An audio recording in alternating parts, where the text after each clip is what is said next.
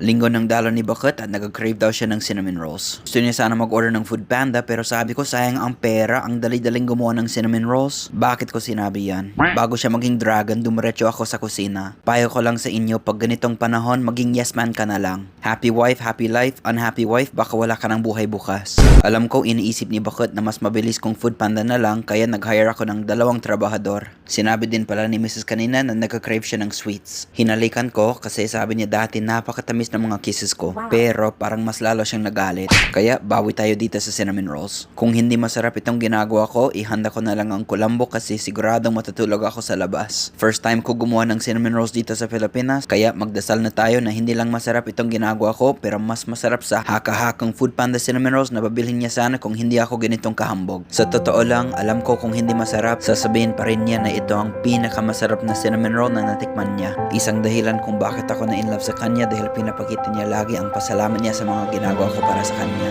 At syempre para sa akin, gusto ko lang makita ang ganitong ngiti sa mukha niya. At yun lang muna. Bye-bye!